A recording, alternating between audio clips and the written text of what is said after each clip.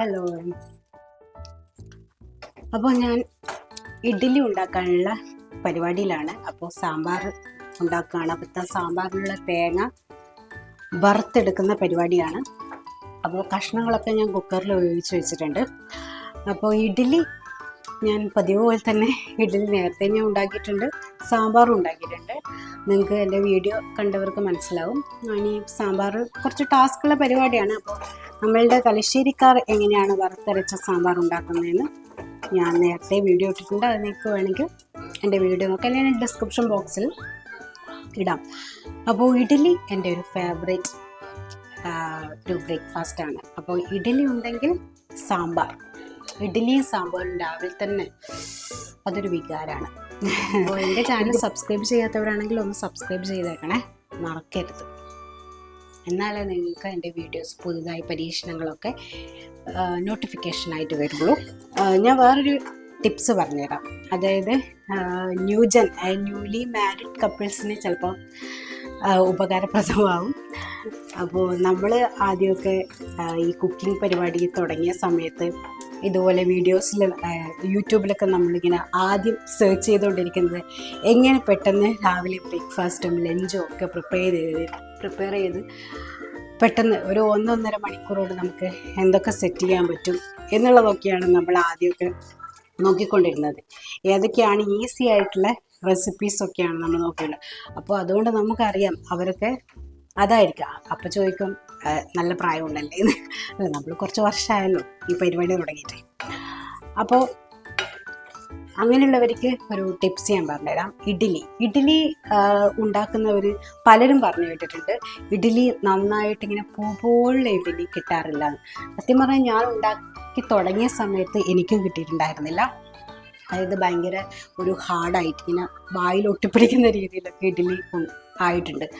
അപ്പോൾ ഈ ഹോസ്റ്റലിലൊക്കെ കിട്ടുന്നവർക്ക് മനസ്സിലാവും. അപ്പോൾ ഇഡ്ഡലിയോട് വെറുപ്പ് തോന്നുന്നത് അതുകൊണ്ടാണെന്നൊക്കെ പറയുന്നത്. എനിക്കും അതുപോലത്തെ ഇഡ്ഡലി ആയിരുന്നു ഫസ്റ്റ് ടൈമൊക്കെ ഞാൻ ആക്കിയപ്പോൾ. അപ്പോൾ അതുകൊണ്ട് ഞാൻ വീട്ടിൽ നിന്ന് മാവ് അരച്ചിട്ട് ഇഡ്ഡലി ഉണ്ടാക്കുന്ന പരിപാടി അങ്ങനെ നിർത്തി വെച്ചിട്ടുണ്ടായിരുന്നു. അപ്പം ഞാൻ മാവ് കടയിൽ നിന്ന് വാങ്ങിച്ചിട്ട് അങ്ങനെയായിരുന്നു ഇഡ്ഡലി ചുട്ടുകൊണ്ടിരുന്നത്. പിന്നെ ഇപ്പം ഞാൻ കുറച്ച് നാളായിട്ട് ഇവിടെ തന്നെ മാവ് അരച്ച് ചെയ്യാണ്. അപ്പോൾ എനിക്ക് നല്ല പൂപോലുള്ള ഇഡ്ഡലി കിട്ടാറുണ്ട്. അപ്പോൾ അതിലുള്ളൊരു ടിപ്സാണ് ഞാൻ പറയാൻ ഉദ്ദേശിക്കുന്നത്. ഇഡ്ഡലി നല്ല പൂപോലെ കിട്ടാൻ എന്താണ് ടിപ്സ്, എന്താണ് ട്രിക്സ്, അപ്പോൾ അത് ഞാൻ നിങ്ങൾക്ക് പറഞ്ഞുതരാമെന്ന് വിചാരിച്ചു. ഇത് ബാച്ചിലേഴ്സിന് ഉപകാരപ്രദമാകും, സ്കിപ്പ് ചെയ്യാതെ കാണണം. അതായത് ഈ നമ്മൾ പച്ചരി നേരത്തെ കുതിർത്ത് വെക്കും. ഒരു 6-7 മണിക്കൂർ വേണമല്ലോ പച്ചരിയും അതുപോലെ തന്നെ ഉഴുന്നും. അപ്പോൾ ഈ ഉഴുന്ന് നമ്മൾ വെള്ളത്തിലിടുമ്പോൾ കുറച്ച് ഇച്ചിരി ഉലുവി നമുക്ക് അതിലേക്ക് ഇടാം.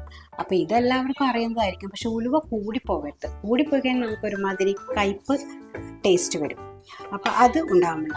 അത് മാത്രമല്ല, തീർന്നിട്ടില്ല. അപ്പോൾ ഇത് നമ്മൾ കുതിർത്ത് വെക്കും. അപ്പോൾ ഇനി നമ്മൾ 7-6 മണിക്കൂറൊക്കെ കഴിയുമ്പോൾ നമ്മളിത് അരക്കുമ്പോൾ നിങ്ങൾ ചോറ് ചേർക്കുമല്ലോ. അപ്പം ഞാൻ മുന്നേ ഒക്കെ ചോറ് ചേർക്കുമ്പോൾ എനിക്ക് പേടിയാണ് കൂടുതൽ ചോറ് ചേർത്ത് കഴിഞ്ഞാൽ പറ്റിപ്പോകുക എന്നുള്ളത്. അപ്പം ഞാൻ കുറച്ച് ചോറൊക്കെ ചേർക്കും. ഇപ്പോൾ ദോശക്കൊക്കെ അരക്കുമ്പോൾ നമ്മൾ ചോറ് ചേർക്കില്ലേ, ആ ഒരു പരുവത്തിൽ ഞാൻ ചോറ് ചേർക്കാം. പക്ഷേ പിന്നീട് ഞാൻ ചോറ് കുറച്ചും കൂടി കൂടുതലിട്ട് അരച്ചു നോക്കി. ഇതെന്താണ് പരിപാടി, എന്താണ് ആവാത്തതെന്ന് അറിയണമല്ലോ.